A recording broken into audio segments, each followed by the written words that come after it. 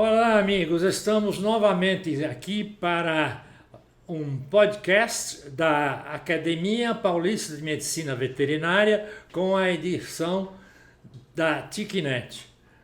Esses podcasts visam principalmente divulgar o conhecimento da profissão, mostrar para os outros colegas, para os formandos, os veterinários importantes que fizeram sua carreira na profissão. E hoje nós temos a honra de receber uma veterinária muito importante. É a doutora Masayo. O nome eu preciso olhar porque já não está aqui. Mizuno Ishizuka. Masayo Mizuno. Masayo Mizuno. Né? Bem, doutora, em vez de eu falar e às vezes falar bobagem, é melhor você dizer como é que você, quando você formou e se chegou à docência. E o que aconteceu depois na docência até chegar na sua bolsa de estudo no Japão. Muito bem, é uma história que eu tenho muita alegria em contar. Alexandre, te agradeço muito essa tua cordialidade, essa amizade e me convidar para esse podcast. Desde muito cedo, o meu desejo era ser professora de matemática. E eu estou falando na década de 50. E nós não tínhamos nenhuma orientação de professores, a gente não tinha intimidade ou liberdade para pedir orientação. E tanto é que, quando eu estava no colegial, em 1960, eu tomei a coragem de perguntar para a professora de matemática onde ela havia estudado. Ela me disse no Mackenzie. Aí a minha pergunta foi, paga? Paga. Então eu não posso, porque meus pais são pobres, eles são imigrantes. Eles sofreram durante a Segunda Guerra Mundial e ainda estão vivendo o rescaldo desse sofrimento. E então não posso.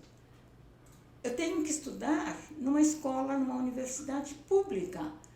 Aí perguntei para a professora naquela época, a biologia chamava-se História Natural. História Natural. Professora, onde a senhora estudou? Eu estudei na USP. Paga. Olha a ignorância nossa. Isso em 1960. Eu falei, então é para lá que eu vou. E fui me inscrever, a gente se inscrevia na própria escola, porque não existia CECEM, CCE, Mapofei. A gente se inscrevia na escola e prestava o vestibular na escola. Quando eu estava no guichê para me inscrever, alguém teria me dito, por que você não vai para a veterinária? Eu simplesmente saí da fila e fui me inscrever na veterinária, na Pires da Mota, que você bem se lembra.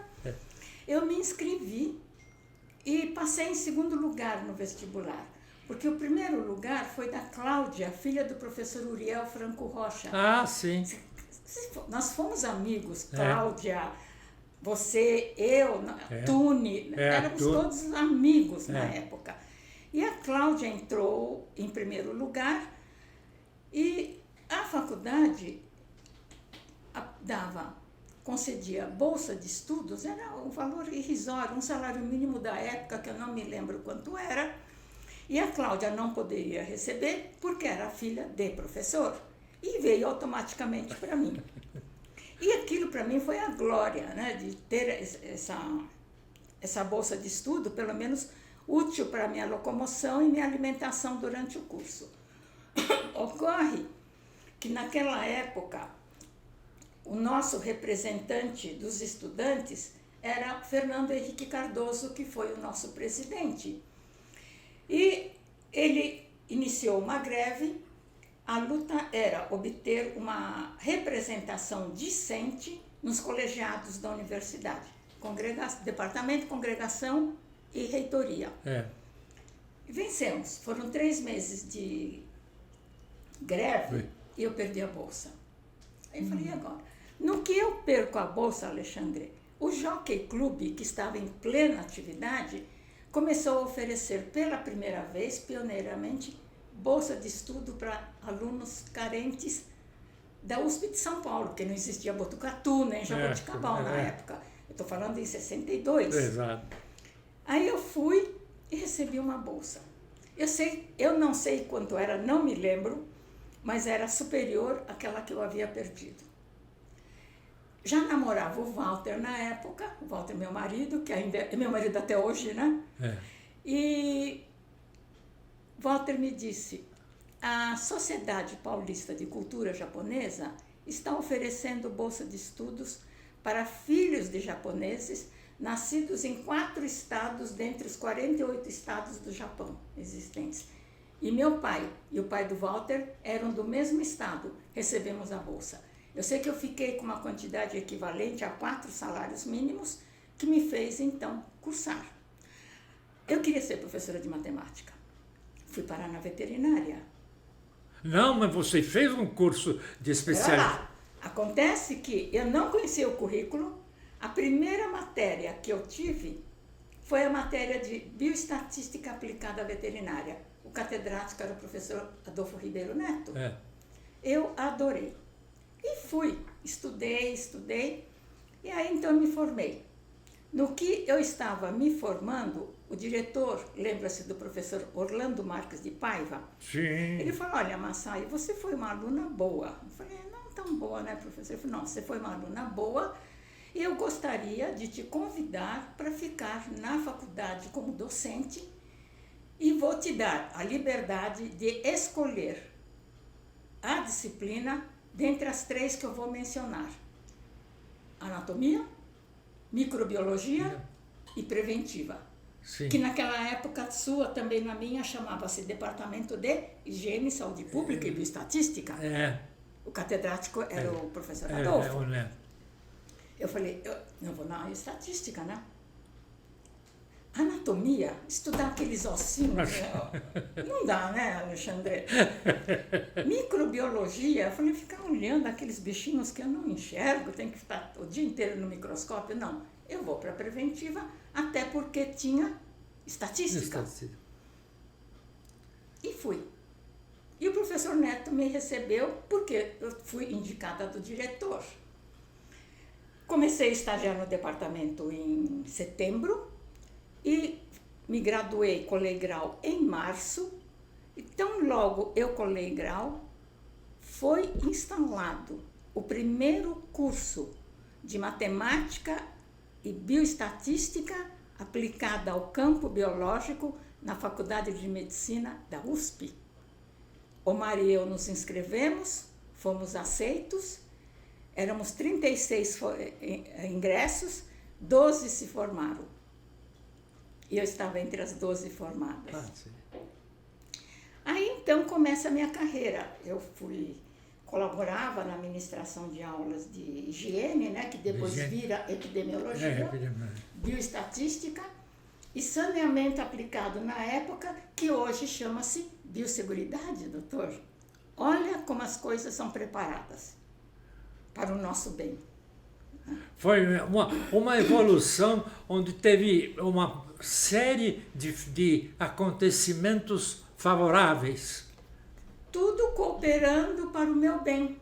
Tudo cooperando para o meu bem.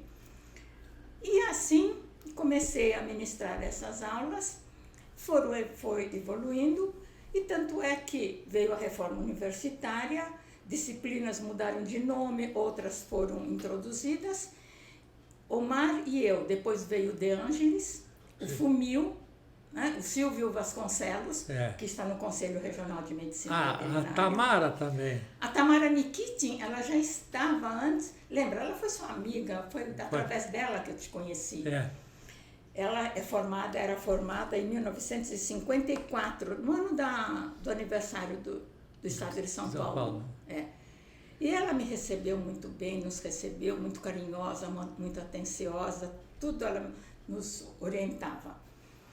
E com a reforma universitária, Omar e eu e a Tamara fomos encarregados de ministrar epidemiologia básica, Omar e eu bioestatística, educação em saúde, extensão universitária biosseguridade, que naquela época chamava saneamento aplicado, né? E mais algumas matérias correlatas. Que eram, na época, eram matérias muito novas, muito recentes, né? Até hoje importantes. Não, importantíssimas, é claro, mas não fazia parte do currículo até os anos 60. Mas São Paulo, tinha o professor lá de Ribeirão Preto, Montenegro, já tinha Ribeirão Preto. Ele foi um grande colaborador na organização do currículo da universidade. E essas matérias foram consagradas dentro do nosso departamento. Sim. Eu tinha sede de aprender, eu tinha sede. Então, eu era muito metida. O pessoal até brigava, você é muito metida, Massaio. Eu queria dar aula em todas as disciplinas. Tanto é que o Omar e eu dividimos a bioestatística, nós dois. As outras matérias, extensão universitária, educação sanitária e biosseguridade, ficaram praticamente comigo. Porque é trabalhar a biosseguridade, é trabalhar o meio ambiente, coisa que hoje ainda nós temos que ensinar essa mocidade, que biosseguridade não é vacinar nem tratar, é atuar no meio ambiente, que hoje recebe o nome específico de risco. Água é risco, dejetos é um risco, animais mortos é outro risco, equipamentos, trabalhador, mãos, roupas, botas, veículos, né? A própria instalação. E com isto, eu fui trabalhando até que eu me aposentei. Quando eu estava com 25 anos de carreira, eu não me senti suficientemente preparada para eu me aposentar, Alexandre. Eu me aposentei com 30 anos. Eu falei, ainda não posso parar. Eu tenho que continuar trabalhando, porque de graça eu recebi. Não vou dar de graça tudo, mas eu vou dar de graça para quem precisar. Certo. E já se passaram 60 anos, Alexandre. Esse ano eu estou completando 60 anos de graduada, com muita alegria, muita honra, muita vontade de continuar trabalhando. Tanto é que eu estou em 3 cursos de pós-graduação. Já há 3 anos em Xanxerê, na UNOESC, há 2 anos na FAMPER, e agora eu recebi o convite para trabalhar na pós-graduação da PUC de Toledo, Paraná. Ah, sim. E trabalhei também, no começo deste milênio, nós tivemos um grande susto, que foi aquela pandemia que não tinha naquela ocasião acometido a América do Sul, que é a influenza aviária, porque o vírus estava confinado lá na Sibéria, mas de repente o vírus migrou para uma ilha ao norte do Canadá, e com isto as aves migratórias que vêm para o sul, para a Antártida, para a reprodução, entrando pela Ilha Fernando de Noronha, entrando por Pará, entrando pela Amazônia. Então tinha a grande probabilidade do vírus chegar ao Brasil. E não sei se você se lembra do Fernando Gomes Buchala. Sim. O Fernando Buchala falou assim, Massaio, monta um curso de contingência para a influenza aviária, porque tem todo o seu perfil. Você fala em epidemiologia, trabalha bem doenças exóticas, trabalha bem risco, né? Eu falei, olha, Buchala, eu já pensei nisso, ocorre que o ponto alto não é o único. Um dos pontos altos de um plano de contingência é você ter um instrumento de sacrificar as aves acometidas ou não de influenza, mas que estão no foco, na zona de vigilância, sim, terão que ser sacrificadas. Eu falei, pois é, Fernando. O Fernando veio na minha casa um dia antes de eu ir para os Estados Unidos, saindo de viagem para ver o neto que ia nascer. E o primeiro neto que ia nascer.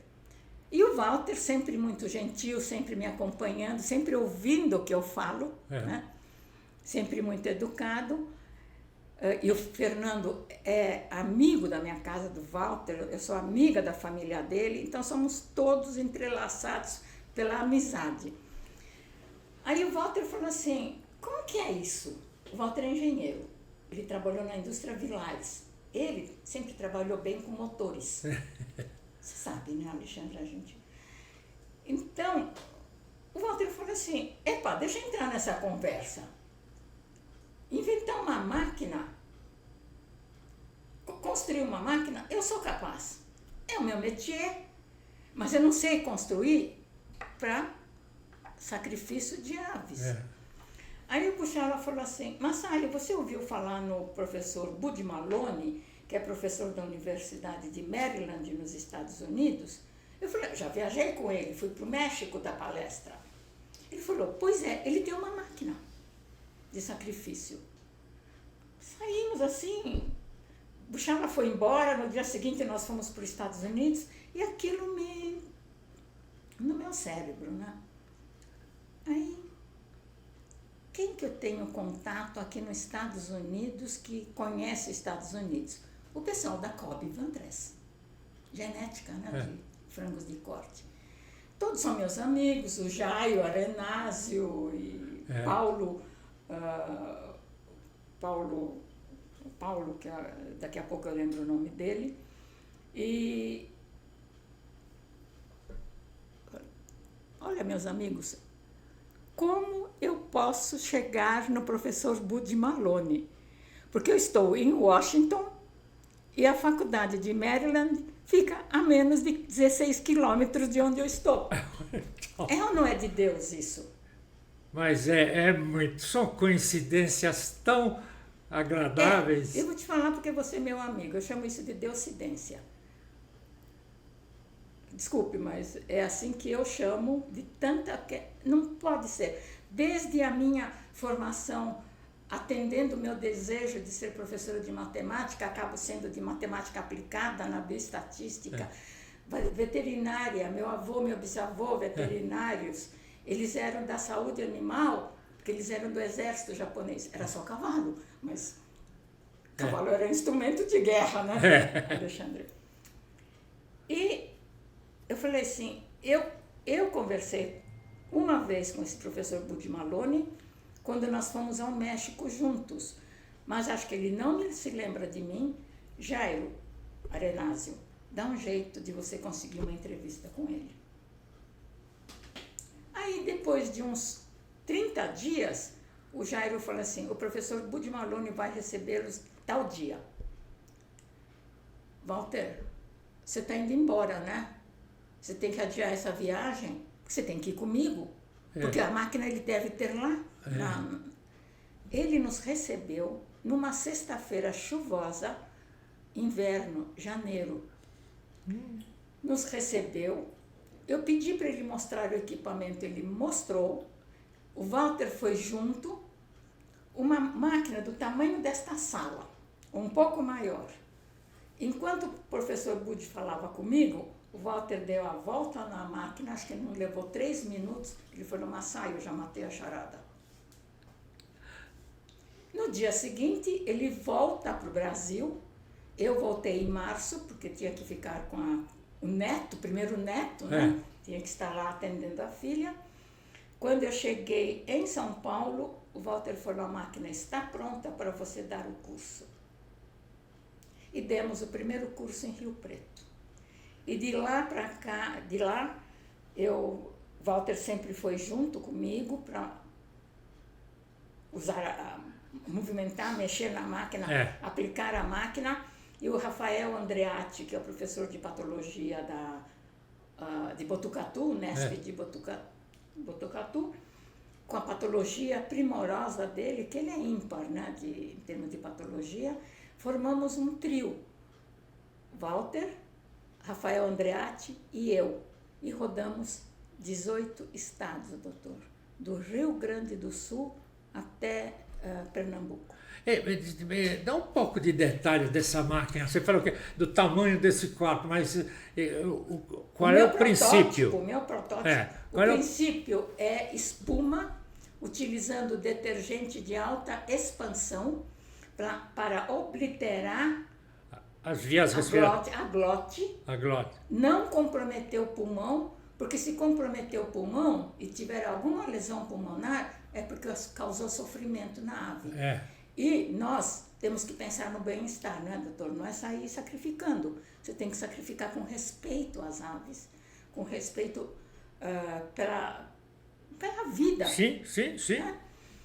E o Walter, então, montou esse equipamento, tudo bem dosado, para produzir bolhas de uma dimensão definida que cobre as aves todas, elas são obrigadas a ingerirem, e quando fecha a glote, oblitera a glote, ela morre por asfixia. Sim. E com isto, nós fizemos um experimento com estas aves e depois com aves normais, né, sem ter infecção, mas submetidas a esse equipamento. A Maria Helena Matsushima, se não me engano, da patologia da veterinária, que trabalha com a Helenice, ela participou do experimento. O Ricardo Albuquerque, que ficava em Pirassununga, na zootecnia, todos nossos conhecidos, nós formamos uma equipe, realizamos um experimento em Pirassununga e provamos, por histopatologia, pela anatomia patológica, que a espuma simplesmente obliterava a glote e não havia nenhuma lesão hemorrágica e nenhum órgão do aparelho respiratório. Isso, então, passou pelo código de ética, né? Sim. E aí, então, eu falei assim, olha, eu fiz para o bem da ciência. Não pensei em patentear nem nada, mas nós importamos detergente, que não existia detergente no Brasil, nós importamos com o nosso dinheiro. Isso tem um momento, doutor, que o dinheiro não pode ser o empecilho. Eu posso estar errada, mas não pode, para o bem da ciência. E assim, Walter e o Andreatti, nós percorremos 18 estados, acho que foram 16. 2 estados pediram 2 vezes o curso, que foi Rio Grande do Sul e Santa Catarina. E depois disso, eu acho que, pelas evidências, eu caí no esquecimento, porque nunca mais ninguém me procurou. Eu achei muito estranho, porque no ano passado, foi no começo deste ano, nós tivemos o primeiro caso de influenza aviária. Sim. No Rio Grande do Sul, no município de Montenegro, eu acho que era Genética, né, a granja. E eu não sei como eles sacrificaram, doutor. Eles nem perguntaram. Se bem que eu tenho meu trabalho publicado, então todo mundo qualquer um pode replicar, também não posso acusar, né? Mas eu deixei um legado nesse sentido. E aí, então, os colegas de alguns estados do Serviço Estadual de Defesa Sanitária Animal me pediram para eu ministrar um curso de contingência para suínos e depois para suínos, que foi a peste suína clássica. E foram momentos muito agradáveis que eu me realizei, porque eu nasci para ser veterinária e ser matemática, né? E vibrei com tudo isso e dei muitas aulas sobre vigilância, em que eu falava da amostragem, com o domínio da estatística, né? E eu creio, Alexandre, me desculpe se existe uma pitada de orgulho, que eu consegui, dentro das minhas possibilidades e das minhas limitações, colaborar com muito patriotismo para o bem da saúde animal do Brasil. Isso eu guardo na memória com muita alegria, Alexandre, com muita alegria. E nesses últimos 30 anos, eu continuo trabalhando, eu estou defendendo com unhas e dentes o conceito de qualidade total na biosseguridade da suinocultura e da avicultura. Sim. Escrevi 3 livros sobre biosseguridade baseada em risco, com 500 páginas cada um, 500 páginas para postura comercial, um livro de 500 páginas para frango de corte e um livro de 500 páginas de biosseguridade, ensino cultura, que está sendo patrocinado pela Behringer, essa empresa alemã que está aqui, você conhece, né? Muito bem, a Behringer. Então, eu tenho assim procurado deixar rastros da minha caminhada, mas também rastros das minhas obras. Eu não sei mais o que vem, mas aquilo que vier para fazer, eu farei. Estou com 84 anos, com dificuldade de locomoção, mas o meu cérebro, eu creio que ainda está funcionando razoavelmente bem. Sim. Né? E quero sempre estar atendendo a necessidade ou as necessidades da nossa saúde animal, que eu quero me permitindo uns 3 minutos falar nisso. O que nós temos que entender, que a clínica e a patologia e o laboratório são instrumentos de diagnóstico para confirmar uma suspeita. Uma vez confirmada a suspeita da ocorrência destas doenças, que são obrigatoriamente objetos de controle ou de prevenção, a disciplina que entra no controle ou na prevenção é a epidemiologia. Exatamente. E se você não conhecer na epidemiologia conceitos de estatística, para delinear programa, avaliar programa, se você não tiver o conceito muito firme de monitoramento, de vigilância e de investigação, você não consegue atuar prontamente para debelar um foco. Eu estou nessa fase de estar, de alguma forma, divulgando estes conhecimentos. E se você tiver interesse, eventualmente, são documentos de 20, 25, 30 páginas, se for útil para o teu trabalho, divulgar estes conhecimentos, conte com a minha colaboração, Alexandre. Você é um amigo muito querido. A nossa amizade tem pelo menos 60 anos. 60 não. 60 eu estou formada. 64 anos, Alexandre. A nossa amizade. Isso é uma honra para nós podermos falar de boca cheia mesmo, que a nossa amizade tem 64 anos. Então, como nós podemos entrelaçar os nossos conhecimentos em prol de nós mesmos. Então, se eu puder colaborar, Alexandre, você conte comigo a qualquer hora. Obrigado. Olha, eu me recordo, há alguns anos, você fez um plano de contingência que me deixou impressionadíssimo, porque de veterinária tinha muito pouco. Tinha transporte, tinha mapas rodoviários, tinha barreiras sanitárias, tudo isso que, na verdade, o veterinário não faz. Quem faz são outros organismos. E você fez esse plano de contingência para a importação de pintinho da Cobb. Da Cobb Vantress, de Rio Preto. E foi um plano que partiu já dos Estados Unidos, já vinha trabalhando e o avião chegava em Viracopos, já tinha todo o isolamento programado. Foi praticamente uma operação de guerra. Foi uma operação de guerra. Isto é epidemiologia. Isso que eu gostaria de deixar muito bem claro, que a medicina veterinária vai muito além da clínica e do laboratório. Ela vai para o georreferenciamento, a biosseguridade entra na limpeza e desinfecção.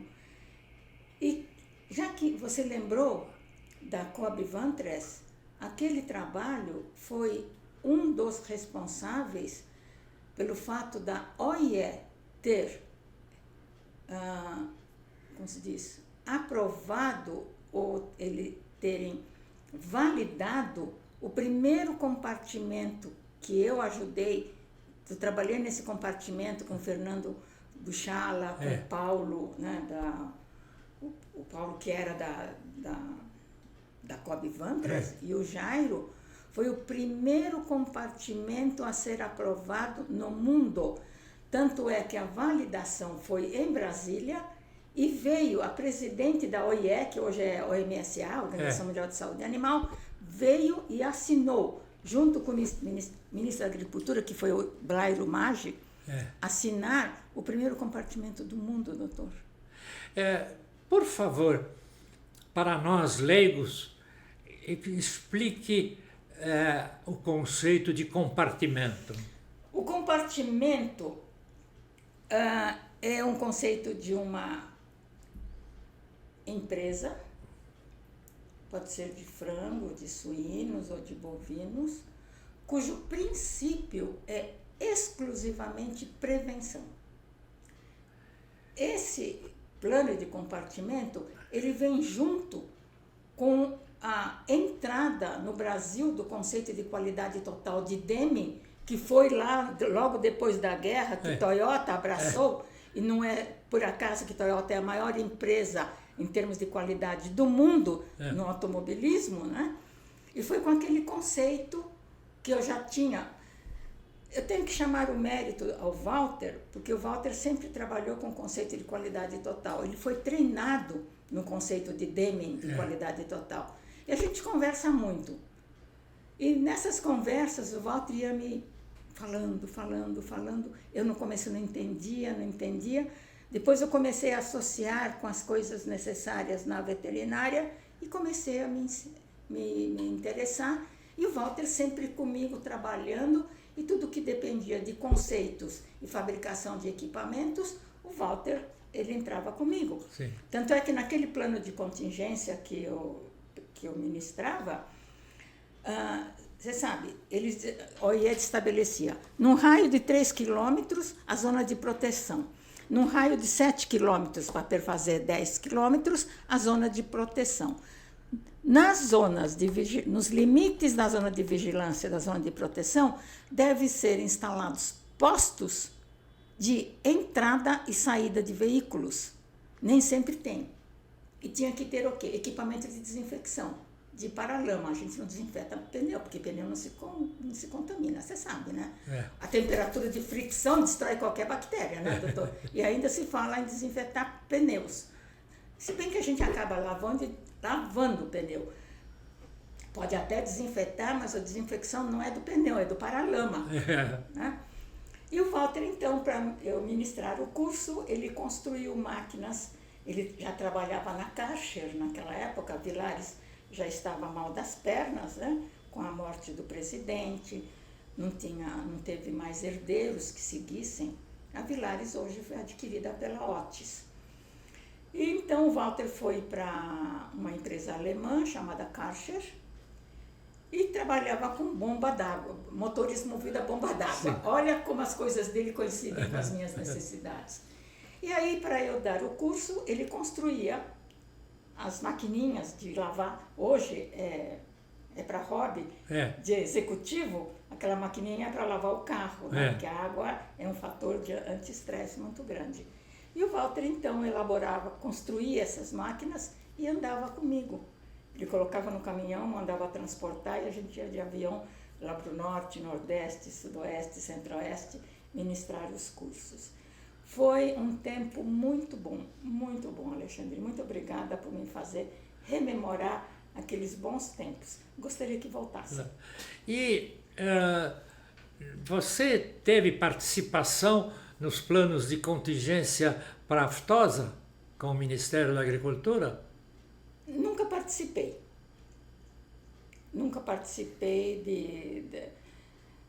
A minha participação de apoio ao Ministério da Agricultura sempre teve gente muito boa no Ministério, muito melhores do que eu. Não vai pensar que eu sou boa, tem gente muito melhor do que eu lá no Ministério.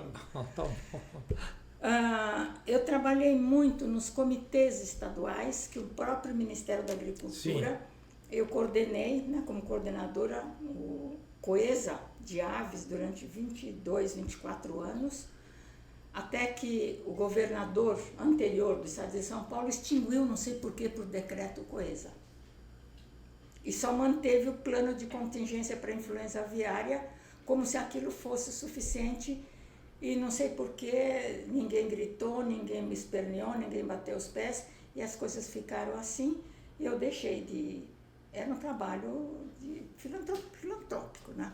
Eu gostava, estabelecia ordens, escrevia procedimentos, e fiz também para suínos, isto.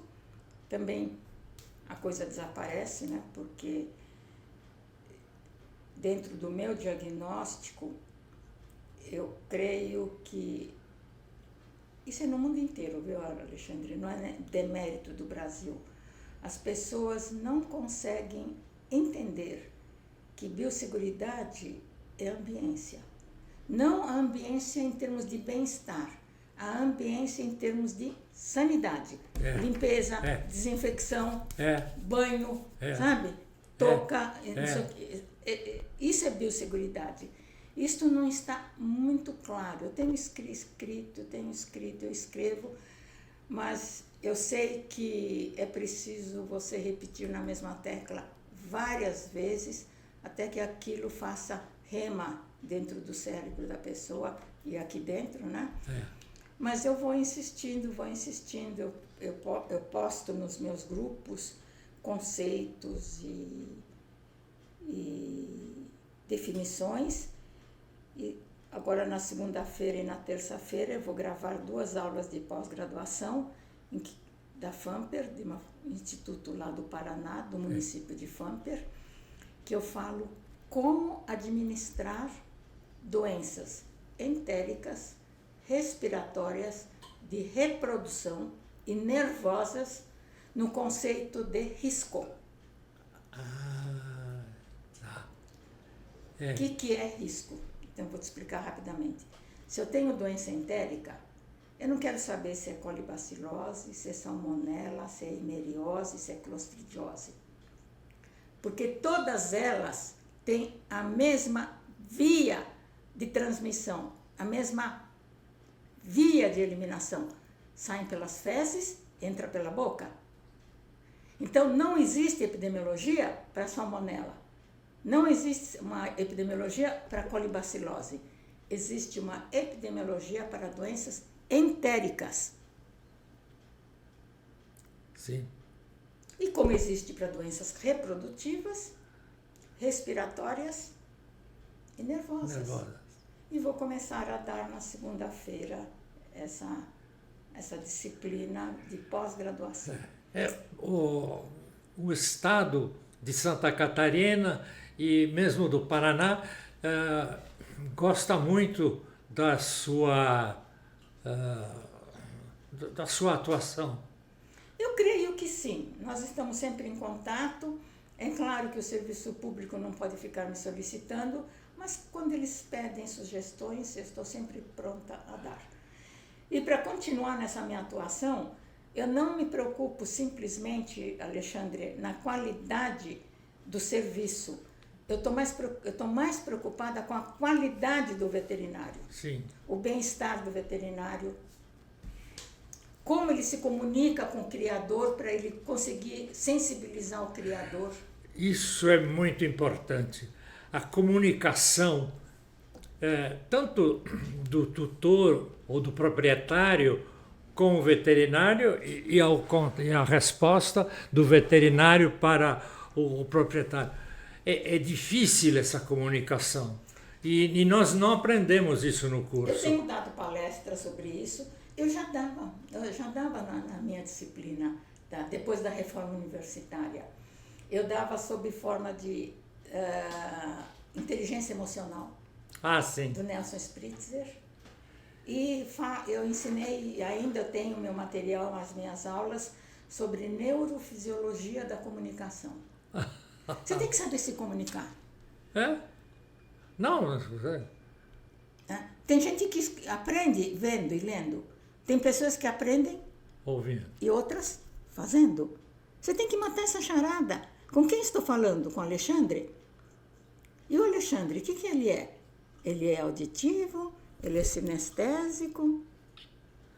né? Ou é visual? Sei. Eu já matei a sua charada. Então, eu tenho que conversar dentro desse teu canal de comunicação. Se você ficasse assim conversando comigo, eu ia mudar. É. Eu ia mudar o meu vocabulário com você. Mas você está assim, olha. Eu tenho muita facilidade de conversar com você, porque eu também sou visual. Isso eu dou aula, eu estou dando aula há mais de 40 anos, tenho apostila sobre isso. Sabe? Sim. E dou palestras sobre isso. Eu dou palestras sobre bem-estar do veterinário. Porque se nós, do veterinário, do povo que trabalha na biosseguridade, tanto o bem-estar do veterinário, como do integrado e dos seus funcionários. Porque na biosseguridade o veterinário é apenas um elo. Ele tem toda uma cadeia que ele tem que cuidar. Então ele tem que saber se cuidar. Ele é educador, não é? E ele, no final, ele se torna educador. É isso daí. Falando em educação, você teve um pós-doutorado no Japão. Tive. Como que aconteceu isso? Naquela ocasião, existia uma entidade chamada JICA, Japan International Cooperation Association, cooperação, né? E a USP, ela é sempre brindada com boas coisas, né? E tinha um professor da Politécnica que coordenava esse programa do Japão aqui no Brasil. E o FUMIL, ele era muito ligado e colaborava muito com esse professor da Politécnica. Sim. E não era somente para a universidade, mas era para o Instituto Biológico, para o Instituto Agronômico e tal. E eles tinham uma escala de quem enviar. E chegou a minha vez. E eu fui para o Japão, eu passei 3 meses lá. Fui para Tóquio, mas no campus do interior, que Tóquio, desse tamaninho, né? Doutor pequeno, e não tinha local nem para a gente se hospedar. E eu passei no campus de Kanagawa, se não me engano, perto do litoral. E foi uma época muito boa, porque eu tive que reaprender o meu japonês, que tinha que falar em japonês. E fazia parte do meu contrato realizar um experimento ou um trabalho de alguma natureza epidemiológica. Já no meio do meu estágio, o meu professor, o preceptor, ele falou: Masayo, nós estamos aqui em Tóquio. Tóquio fica no centro do Japão, mas lá no norte tem uma grande criação de equinos, está havendo uma doença que nunca ocorreu, então nós temos que investigar. Lá fomos nós, pegamos o avião, fomos lá e fomos recebidos pelo vice-diretor desse grande, eu não sei se era um Aras, mas vamos chamar de Aras, que estava ocorrendo uma doença entérica, cujas características eles nunca haviam visto. E o diretor, com todo respeito, o vice-diretor era um zootecnista. Então, estava muito difícil falar em sinais clínicos, em diagnóstico laboratorial. E o diretor titular estava fora do Japão. Então, tinha que trabalhar com a precariedade das informações do vice-diretor. E a única informação que me foi importante foi o seguinte: no decorrer da entrevista, eu perguntei: entraram animais novos aqui? Entraram. De onde eles vieram? Vieram do sul do Japão. Fizeram quarentena? Não, mas como você não fez quarentena? Não, não fiz quarentena. Quais foram os animais que adoeceram? Este. Foco primário. Depois disso, depois de quanto tempo todos esses adoeceram mais ou menos no mesmo período? Sim, mais ou menos no mesmo período. Depois de quantos dias animais residentes nessa instituição começaram a ficar doentes? Aí tem um período de incubação de uns 4, 5 dias. Falei, matei a charada, né? Investigação é o forte da epidemiologia. Eu falei, muito bem. O senhor acompanhou a compra desses animais lá no sul? Acompanhei. Qual foi o seu critério? A beleza do animal, a beleza externa. Também o senhor não pode ofender, né, doutor? Não. Eu falei assim, o senhor verificou se alguns animais tinham diarreia? Ele falou, eu não observei. Eu falei, então liga para lá. Liga para lá e pergunta. Dá as datas, dá os períodos e pergunte se naquele período que o senhor foi comprar os animais, que o senhor deve ter os dados, né? Se tinha alguns animais com os mesmos sintomas e descreva esses sintomas. Eu estou com os animais com esses sintomas, febre, diarreia, sanguinolenta, cólica, tal. Pergunta se lá estava tendo. Aí ele respondeu, sim. Matei a charada, fiz a investigação, escrevi.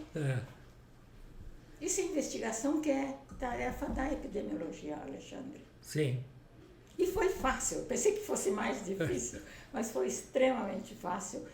Até fiquei chateada, né? Para quem sabe, para quem conhece todos os meandros da biosseguridade, é fácil. Agora, para o vice-diretor, não era tão fácil assim. E então eu expliquei tudo direitinho, fiz o relatório e explicando cada passo do que eu fiz. Por que eu perguntei isso? Falei, porque eu quero avaliar o período de transmissibilidade. Isso porque quero saber do período de incubação, né? E se aqueles animais estavam expostos, aqueles animais que estavam doentes ou incubando naquela ocasião, porque tem um portador em incubação, né? Sim. Falei, professor Sakai, vamos embora que eu já matei a charada. Isso é epidemiologia, doutor, é investigação. Mas tem uma curiosidade, como é que terminou lá? Eles conseguiram, isolaram aras, como é que foi? Para não deixar espalhar? Aí eu deixei as medidas todas, né? Os animais que estavam doentes, e aqueles animais que estavam em baias próximas, isolassem para um outro compartimento. E agora, é vírus, né? É enterovírus, então não existe tratamento, não tem vacina. Então melhore a alimentação, defecou, imediatamente recolham as fezes, queimem as fezes e todos os dias é limpeza e desinfecção com desinfetante de alta potência que destrua vírus. Deixei tudo por escrito, as medidas de profilaxia e me avisem se acontecer algum novo caso. E não teve nenhum novo caso. Que bom. Uma pergunta. O desinfetante que se usava dos anos 60 era cloro e iodo, mas depois veio a amônia quaternária. Qual é o desinfetante que você recomendou lá no Japão? Acho que foi o quaternário da amônia. Quaternário da amônia. Eu tenho a impressão, não tenho pesquisado muito, mas eu tenho a impressão que já estão pesquisando novos desinfetantes, porque não sei se você conhece a teoria U de Charmer. A teoria U, todo conhecimento segue um caminho em U. Eu vou falar para você do U, principalmente para antibiótico. Todas as vezes que existe um problema sanitário na espécie humana ou animal, surge um produto para tratar. E no caso das infecções, eu vou tomar o exemplo do antibiótico. Então, vem o antibiótico sendo usado, resolveu o problema, mas com o passar do tempo, o problema começa a persistir em pequenas proporções. Por quê? Formam resistência. Né? Isto significa o quê? Que nós, como profissionais, temos que estar observando, não aqui, como as coisas acontecem. Tudo acontece em um. Então, tem um momento que há necessidade, aparece um produto, e aquilo é usado, antibiótico, usado, até que começa a perder a potência. E vai chegar aqui na base do U, quando alguns pesquisadores começam a pesquisar antimicrobianos naturais, que está acontecendo. Mas só que os antimicrobianos naturais, eles ainda estão com eficácia de 40%, 50%. Estão aprimorando. Então, estão aqui, o antibiótico está praticamente abandonado, esses novos antibióticos indo no fundo do U, e eles vão chegar um momento que eles vão conseguir melhorar e vai subir o U. Acontece que se não ficar de olho, volta tudo aqui, olha. A vida é um ciclo, doutor.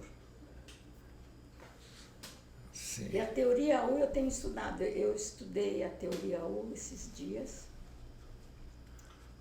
Eu faço alguns estudos meio loucos, né? Eu sou protestante. E eu vejo o movimento do protestantismo crescendo muito. E ontem eu fiz um estudo sobre a teoria U no protestantismo. Sobre o quê? Protestantismo. Sim. Desde Lutero, o que aconteceu com Lutero e como está indo. Sim. Estou conferindo ainda esse. Eu gosto de fazer assim, estudos em assuntos de vida pessoal minha, ou da sociedade que não é ligada à veterinária, para não ter uma cabeça bitolada. Eu não posso ter uma cabeça bitolada, porque o conhecimento é universal. Doutor. Então você, mas a sua formação inicial, religiosa inicial, foi catolicismo? Foi catolicismo pelo seguinte, o meu pai, ele era protestante. A minha mãe, pelo lado paterno, eram protestantes. Então, eram católicos. Desculpe, budistas. E para não haver atrito, meu pai era muito de respeitar minha mãe. Ele não confrontava a minha mãe em termos de valores. Sim. Tanto é que ele nunca interferiu na educação. A educação é da mãe.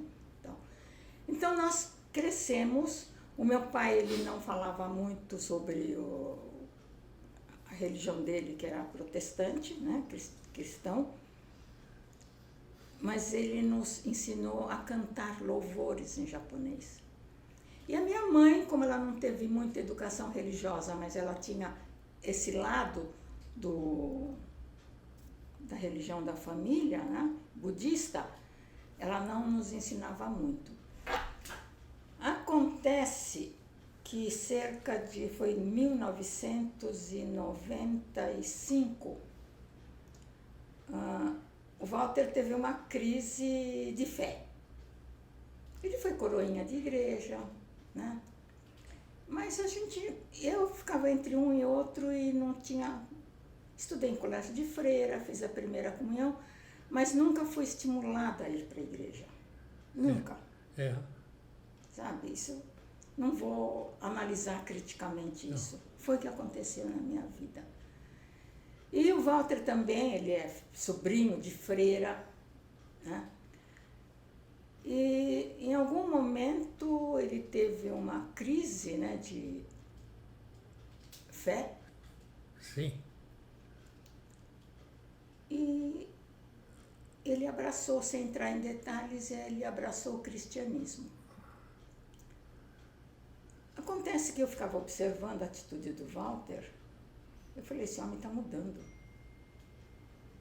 Esse homem está estranho. Eu falei assim, Walter, eu não estou te reconhecendo. O que aconteceu? Ele falou, conheci Jesus. Eu falei, se você teve essa mudança, eu também quero, porque eu nunca conheci. E assim nós fomos, podemos ter ido para o católico, para o protestante, renovada ou tradicional, nós fomos para o protestantismo tradicional. E passamos por lá cerca de 15 anos, crescemos muito na fé, estudamos muito a Bíblia. O Walter estuda muito, ele escreve muito textos protestantes. Sim. E eu edito, sabe, sobre predestinação, salvação, né? Tudo isso o Walter escreve manuscrito e eu edito em computador, né? E hoje nós estamos na Igreja Presbiteriana de Pinheiros, que é uma protestante renovada. Renovada é renovada por Lutero. Ah, certo. Sabe? Então, cada um encontra o seu caminho. O caminho espiritual da forma... A gente não interfere, a gente não impõe para as filhas, sabe? Não ficar fazendo discursos. Não, isso aí é tão pessoal. Exatamente. E assim nós estamos. Hoje, antes de vir para cá, eu falei, o que eu vou ficar fazendo agora, esperando o Alexandre? Eu estou tão ansiosa para ver o Alexandre, que eu não consigo escrever nenhum texto científico aqui.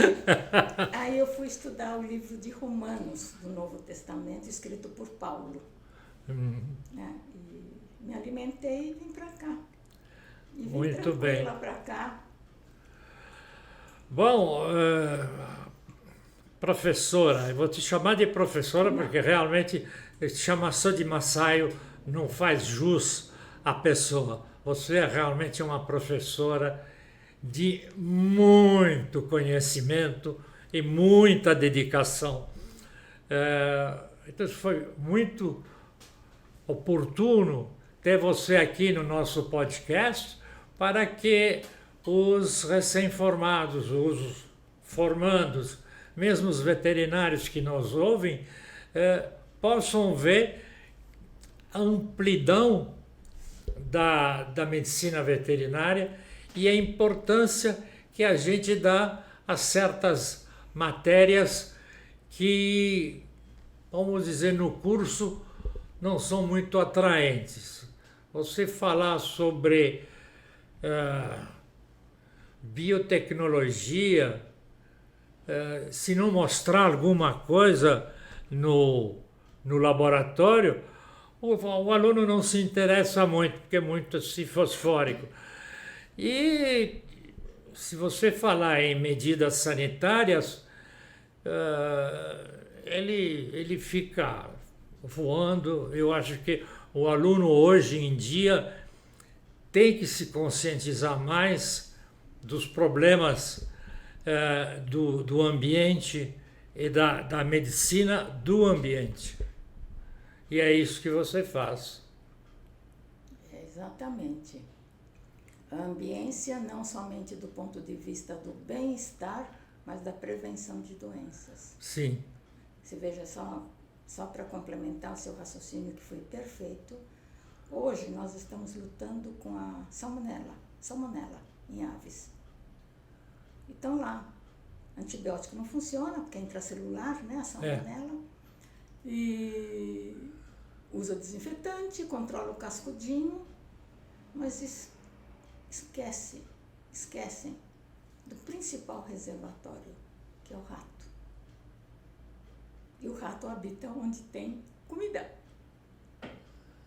E vai mudar isso. Eu não sei quanto tempo vai demorar, mas eu continuo insistindo. Demora muito, além de fazer a profilaxia nos animais, tem que fazer uma profunda educação dos trabalhadores. Sim. Agora, a educação do trabalhador é o que eu comentei nas entrelinhas. O trabalhador não é educar por educar. Você tem que saber educar. Você tem que criar um ambiente de bem-estar entre o tratador, o proprietário, o integrado e o veterinário, né?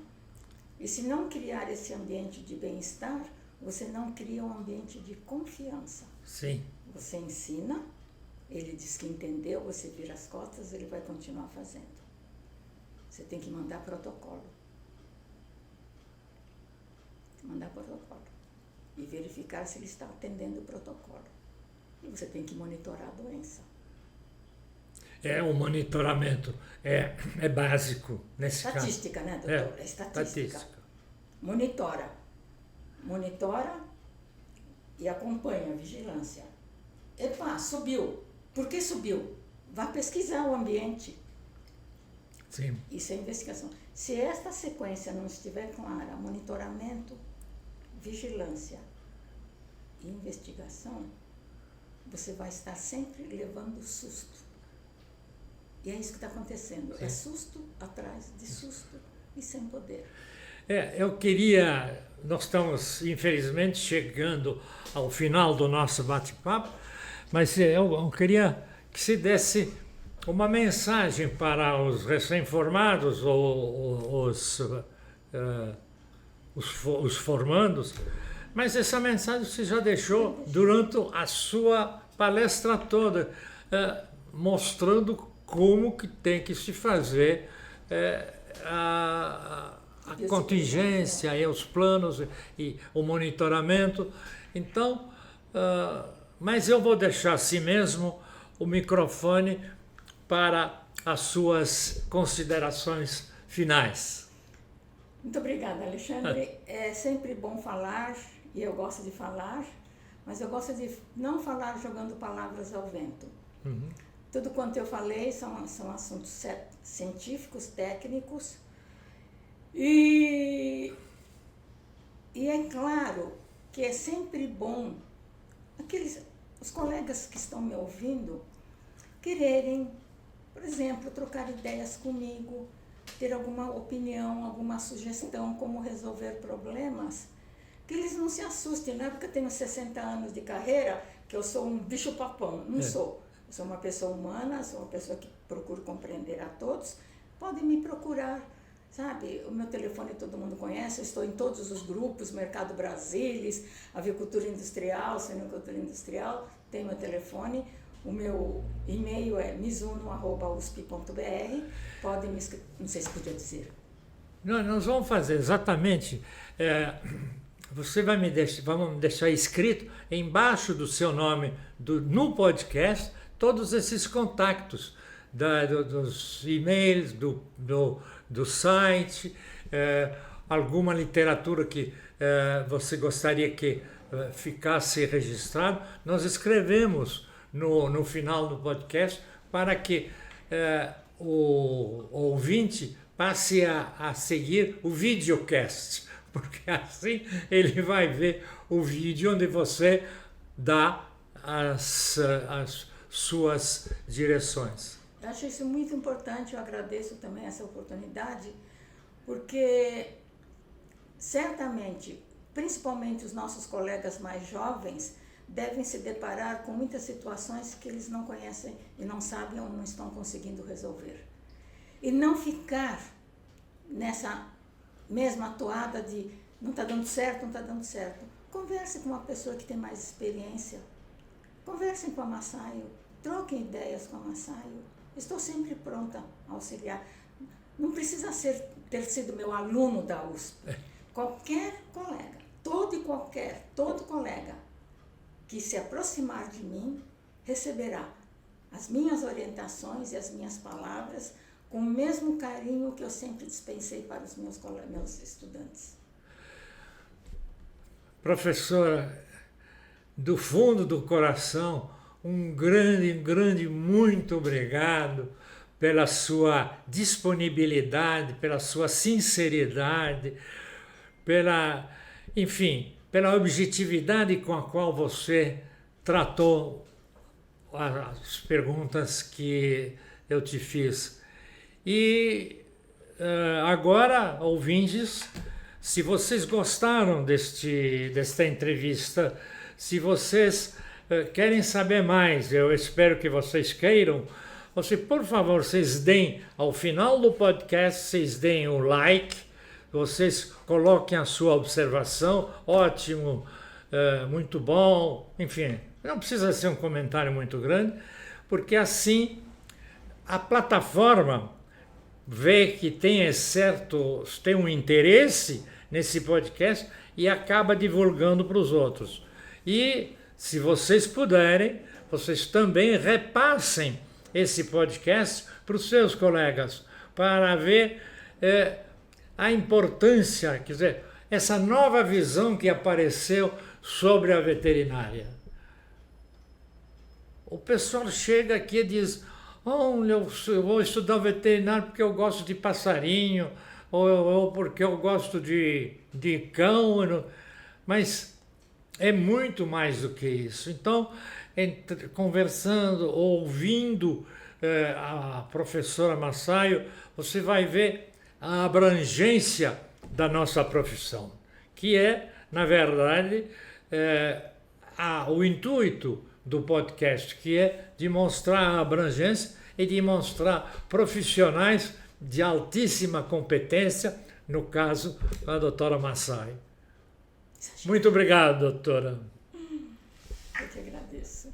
Muito obrigada mesmo por essa oportunidade.